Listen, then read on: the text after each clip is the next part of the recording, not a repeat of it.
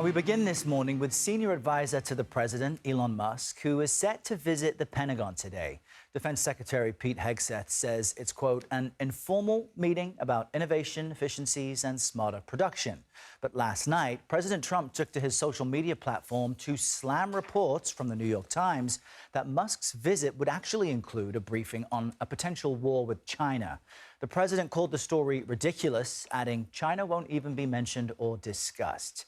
CBS News correspondent Natalie Brand is following this story from the White House this morning. Natalie, good morning to you. Tell us more about why Musk is visiting DoD HQ.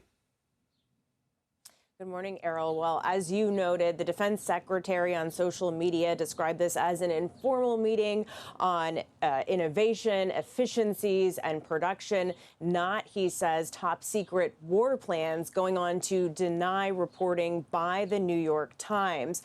This follows a report that was published last night that Musk was scheduled to be briefed on U.S. military plans for any war that might break out with China. Those would be top secret military operational plans, the New York Times citing two U.S. officials. But hours after that report was published, the president took to social media saying China will not even be mentioned or discussed. And Musk, adding on to that statement by the president on X, said, quote, he looks forward to the prosecutions of those at the Pentagon who are leaking maliciously false information to the New York Times, he said. Now, the New York Times noted that if that briefing happened or were to take place, that would signify an extensive expansion of Musk's already expansive role as an advisor, as well as raise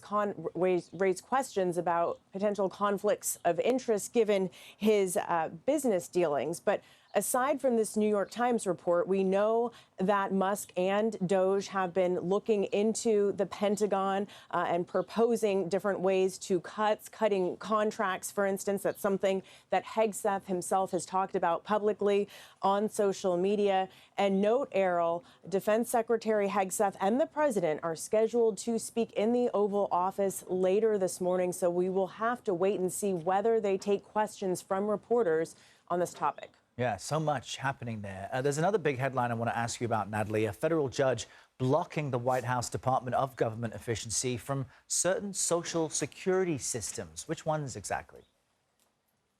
Yeah, this has raised a lot of questions and concern by people about Doge having access to personal information of millions of Americans. So last night, this federal judge temporarily blocked for now Doge's access to systems within the Social Security Administration containing sensitive information. The order not only blocks access, but also requires them to delete any personal information that had been obtained that was not redacted, or any, information that was personally identifiable. We're talking about Social Security numbers, tax information, deeply sensitive information. The judge in her ruling said, to be sure, rooting out possible fraud, waste, and mismanagement in the SSA is in the public interest, but that does not mean that the government can flout the law to do so, according to the judge in this ruling. Now, we'll have to wait and see how the Trump administration responds, whether